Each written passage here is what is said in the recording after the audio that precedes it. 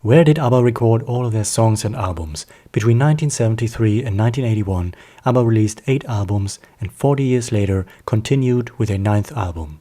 If there is one common thread to all of their studio work, it is the consistent progression from each album to the next, and artistic growth in their songs and in the overall soundscape. Remarkably, their albums were recorded in several recording studios.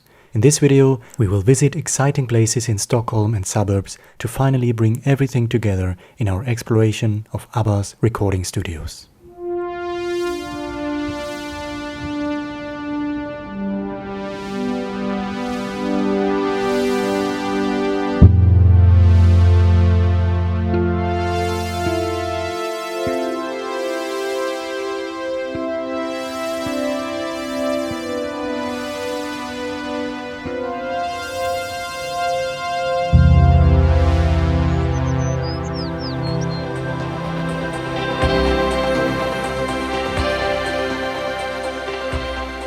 Far off from the mainland, on the island Viggsö, ABBA had their summer houses.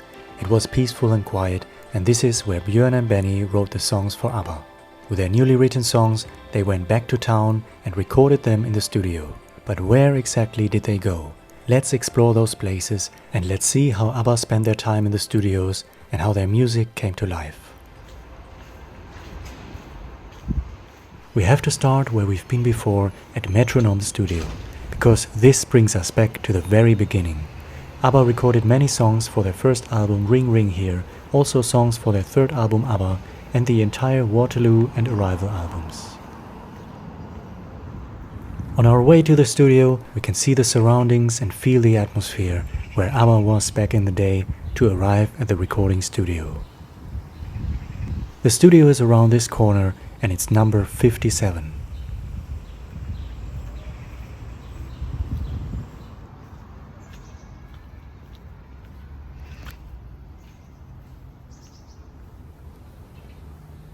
This is where they came and went, and they were actually filmed here for recording sessions, and from all of their songs, it just so happens to have been the session for one of their landmark tracks, Dancing Queen.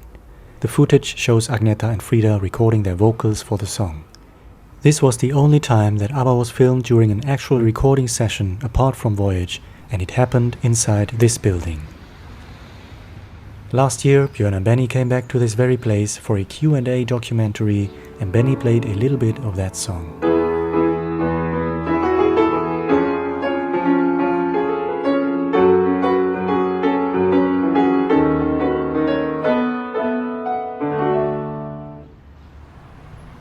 But the studio goes back a long way. It is one of Stockholm's most historic and important recording facilities, and even long before ABBA, the individual members came and went here for their early solo recordings, namely Agneta Fältskog, Annie Frid Lyngstad, as well as Björn Ulvaeus with his band The Hootenanny Singers. This is actually where Björn met Michael B. Dretov for the first time, who was sound engineer at Metronome Studio. They worked together, and Dretov later became ABBA's important sound engineer. In the 1960s, virtually every Swedish artist recorded at Metronome Studio, including Charlie Norman, whom we know from his connection with Frida, as well as international artists like Quincy Jones. It was also in this studio where in the 1970s Björn and Benny recorded with Ted Gärdestad, Lena Andersson, and in 1975 Frida recorded her solo album Ensam and her backing vocals for Harpo's Movie Star. Movie star, oh, movie star, oh, oh. In 1998 there was a 1-hour documentary on Swedish TV with Björn and Per from Roxette about this studio. They walked this way and then went inside the studio. Today you can still feel their spirits. The building was actually a cinema in the first place many decades ago. Today the studio is retitled as Atlantis Studios. In the last 2 decades, Agneta returned to this place to record her 2 most recent solo albums, My Coloring Book and A. She was even filmed for the music videos for My Coloring Book. Even Benny came back to Metronome, now Atlantis, and reunited with some of ABBA's old studio band to record the soundtrack for Mamma Mia the movie. This building has lots of history and brought us many shining hours of music. But for ABBA, it was also kind of problematic. The facilities and equipment were terrific, but especially because of the studio's popularity, it wasn't easy for them to book the studio for a long period of days. And with their increasing aim to get better and better, they needed time. By 1975, for their third self-titled album ABBA, they really started to take their time in the recording studio. So, ABBA would travel to a suburb in Stockholm and into the basement of a family studio. Let's follow their path and see where our journey leads us next. Here we are in Stocksund, an upper-class suburb in Stockholm. This area here was an important location for Sweden's film industry in the early 20th century, and it was also an important part in ABBA's legacy. In 1974, ABBA recorded the majority of their third self-titled album ABBA at Glenstudio, which opened 2 years earlier. The studio was located in the basement of a private house, and there are some marvelous stories of their time at this special family place. Here we are at the house which used to be Glenstudio. This is where ABBA came and went to record their songs in the mid-70s. I want you to know that this is a private place, so we are not lingering too much here and respect the privacy of the new owners. The house and studio used to belong to Bruno Glenmark and his wife Ann-Louise Hansson. In 1974, Michael Bitretov left Metronome Studio and became sound engineer of Glenstudio for the next 2 years. The advantage for ABBA was that this studio could be booked for longer periods, and they would come pretty much as they pleased. The studio in the basement was very small and was described as cramped, with space for only 4 to 5 musicians. The studio was also right below the bedrooms. Sometimes ABBA worked late into the nights, and the sound was so loud that the kids of the family started to complain. At one point, the house was shaking to the extent that bottles fell from the bathroom cabinet. Despite the small space, Glenstudio was a professional recording studio with good equipment, good sound, and especially Michael Bitretov knew how to make use of it. One day, they discovered the swimming pool in the house, and this big hall was eventually used as an echo chamber to record Janne Schaffer's guitar. Bruno Glenmark's mother-in-law hadn't been warned about this procedure and apparently almost had a heart attack from the explosion of sound. You can hear this on ABBA's So Long, and you can also notice these dazzling sounds on songs like Bang a Boomerang, Hey Hey Helen, and the outtake Ricky Rock'n'Roller. But despite almost having a heart attack from ABBA's explosive sound, Bruno's mother-in-law continued to spoil ABBA with delicious, freshly baked cinnamon rolls filled with butter and sugar. Every day when ABBA came to the studio, the first thing they asked was, "Are there any rolls?" It was somewhat counterproductive for Björn, who wanted to lose weight at that time. To him, the cinnamon rolls were irresistible. Glenstudio and ABBA's time at this place is described as having a homely atmosphere. This is also the place where one of the most curious projects was created at the end of 1975, on which all 4 ABBA members were heavily featured. Michael Bitretov explored the studio after hours and started to work on songs that would become his 1976 album Let's Boogie. The shimmer of ABBA is all over this album and put into a hilarious juxtaposition with Dretov's singing and parodies of different musical genres. We still need to talk about this album in depth and hopefully very soon. Here we are, not far away from the house where Glenstudio used to be. I wanted to bring you here to enjoy the view at the shore and to conclude the story of Glenstudio with some beautiful connections. Bruno Glenmark had a niece and nephew, and those were none other than Karin and Anders Glenmark. In the 1980s, they became part of Björn and Benny's musical Chess, and from then on they formed the Swedish duo Gemini and recorded 2 amazing albums written and produced by Björn and Benny. Anders Glenmark also worked on solo albums from Agneta and Frida, and in 1996 he produced and co-wrote Frida's final album to date.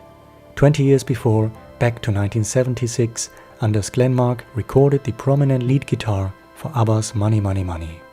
The final ABBA session at Glenstudio was for the basic track of Dancing Queen.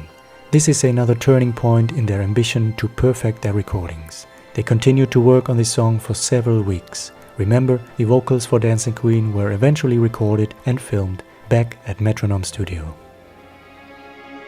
ABBA's fourth album, Arrival, became one of their most successful studio albums and brought them back to Metronome Studio. But already in 1974, around their time at Glenstudio, Björn, Benny and Michael B. Dretov had early fantasies about building their own recording studio. That would still take a few more years until this landmark history would happen. I realize that our time is running out, so we need a part 2 for all of that. But for today, we have time for one more recording session. It brings us to 1977 and to ABBA the album. Their latest album is The Album. Here we are at Marcus Music Studio. This is where the majority of ABBA's fifth album was recorded.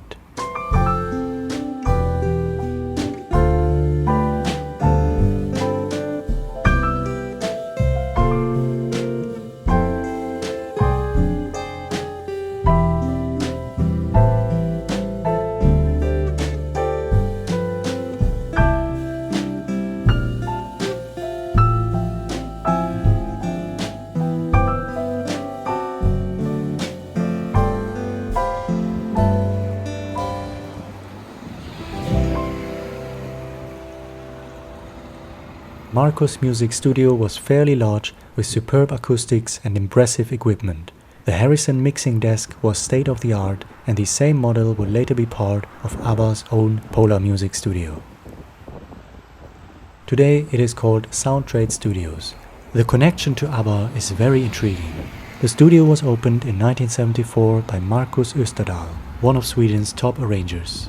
In 1963, Marcus and his band, the Telsstars, toured Sweden together with the Beatles. Most intriguingly, he also crossed paths with the future members of ABBA. The Telsstars became the house band for the Swedish show Drop-In, and on that occasion he witnessed Benny's television debut with the Hepstars in 1965. Marcus was unimpressed and called them uneducated musicians who just made a lot of noise. He would go on to create arrangements for Agneta's Swedish solo songs, for Frida's debut single and other Frida songs produced by Benny, and eventually even for Benny's band, the Hepstars. So in 1977, they all came together again when ABBA was using his recording studio for ABBA the album. But once again, ABBA had problems with just not getting enough studio time. So towards the end of sessions for ABBA the album, they moved to a small town on the west coast of Sweden and spent 1 week at Bohus Studio. This studio was inconspicuously located in the middle of nowhere in an industrial area inside a 2-story brick building. But it was one of Sweden's most modern and meticulously constructed recording studios. It offered ABBA a place to actually live for the week, and even more so, peace and quiet. In one of the few TV reports of ABBA in 1977, Björn and Benny are visited in this studio and play back a preview of their next single, an early mix of The Name of the Game. Initially, ABBA's presence in town went unnoticed, but soon a crowd of 40 children was waiting outside every day to get their autographs after school. The owners of the studio were also impressed with ABBA's humble behavior. The studio had an employed maid for bedrooms, dishes and cooking, and yet one day Frida was caught in the kitchen drying the dishes. "Frida, you don't have to do that, but I feel like doing it." The week at Bohus Studio was mostly used for overdubs and mixing. Agneta was heavily pregnant and remained home in Stockholm.